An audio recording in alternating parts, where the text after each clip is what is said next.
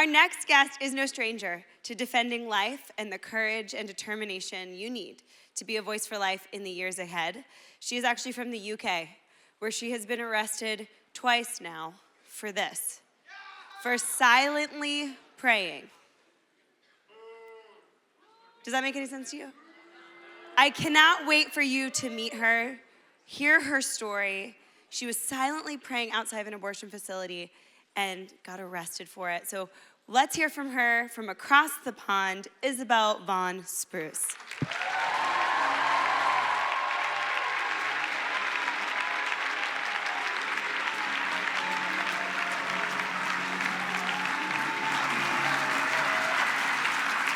Thank you so much for such an amazingly warm welcome.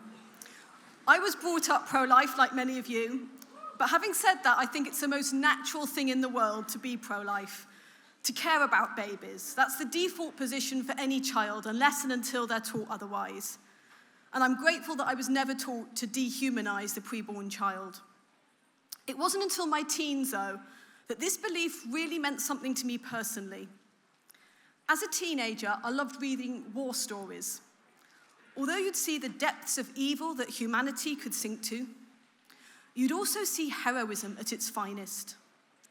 And as you do when you're reading a book, I placed myself in those incredibly challenging situations, and I'd ask myself the question, what would I have done if I'd been back then? Would I have had the conviction to say anything? Would I have had the courage to do anything? And I gradually realized I was asking the wrong question. The only way of finding out what I would have done back then is to ask myself, what am I doing now? There's a battle going on. What am I doing about it?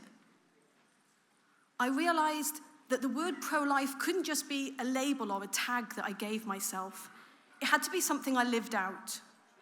In fact, I sometimes say that the only way to find out if it's more than a label is to ask yourself, if it became illegal tomorrow to be pro-life, would there be enough evidence to convict you?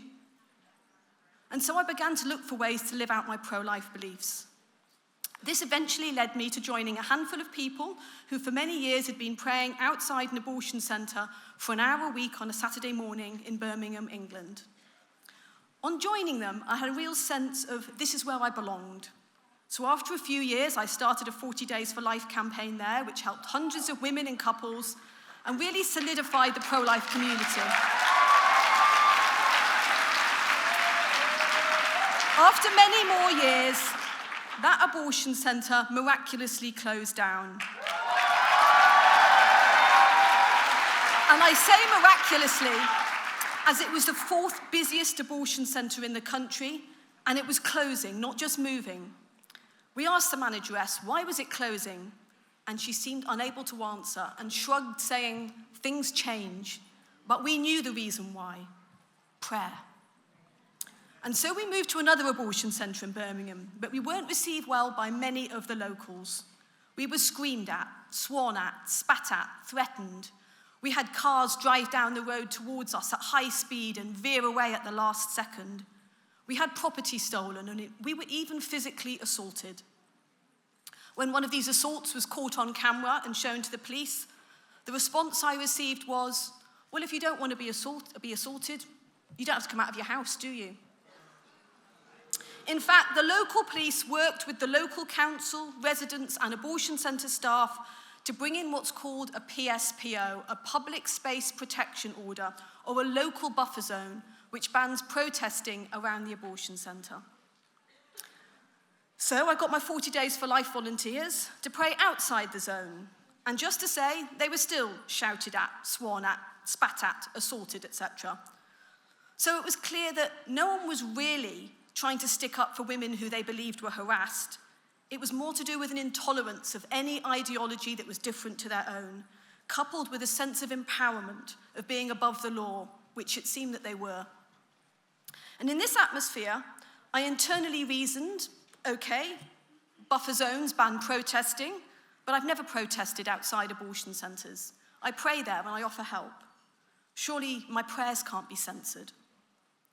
So I went to silently pray outside the closed abortion centre. No posters, no leaflets, no Bible, no rosary beads. Just me standing there by myself, not making a sound. The police arrived very quickly and asked if I was protesting. I said I wasn't, and they asked if I was praying. And I said I might be silently praying in my head, but nothing out loud. This prompted them to arrest me.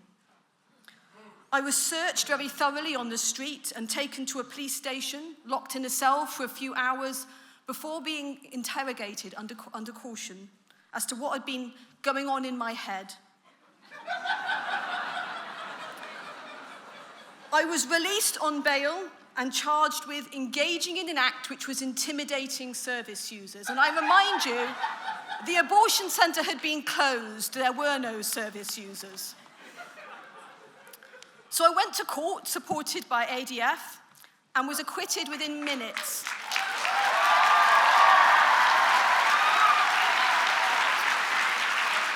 So I reasoned that everyone now recognised I was allowed to pray silently on the street. And a couple of weeks later, I went back to exactly the same spot and did exactly the same thing, i.e., I silently prayed near the abortion centre. This time, 6 police officers arrived in a police van and told me my prayers were an offence. When I stated that I didn't believe prayer was offensive, they became more emphatic and said it was an offence and arrested me. They took me away in a police van to the police station and placed me in a cell again. I was eventually released on bail, investigated for 6 months, after which eventually the charges were dropped.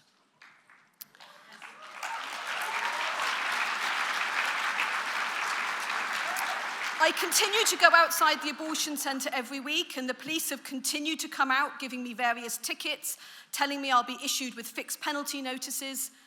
And in the meantime, we've had national buffer zones voted in by our government, so there will be some kind of exclusion zone around every abortion centre in our country very soon. Now, this could all sound a little bit hopeless, but times like this remind me of a story I once heard about a personal hero of mine, Maximilian Kolbe.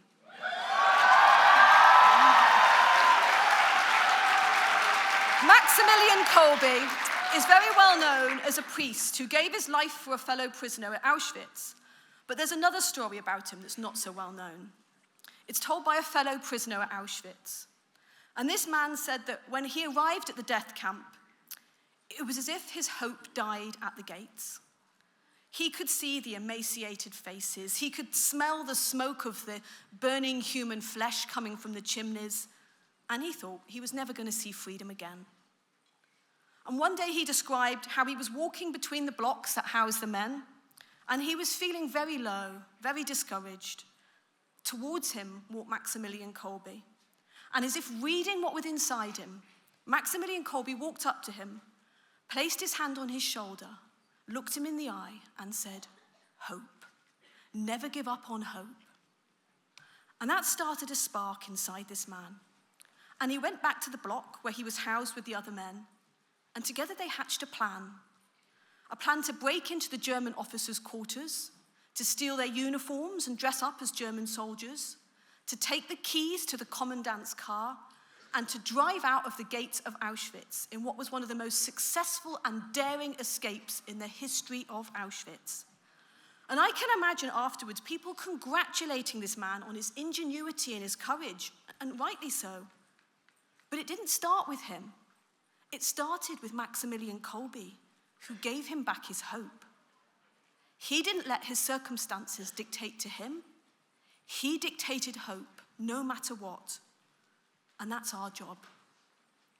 Whether we're talking with women or couples who are struggling in pregnancy, those who've been through an abortion or multiple abortions, those who've worked in the abortion industry, those who say they're pro-life but feel overwhelmed by fear or the size of the task to get involved, or those who work alongside us but are experiencing some battle fatigue.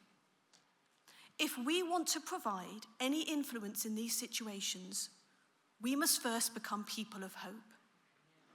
He who holds the most hope holds the most influence. And I'm not talking about the kind of hope that says, I do hope things improve. but a hope that truly believes they will, because it's a sure hope founded on our Savior, Jesus Christ.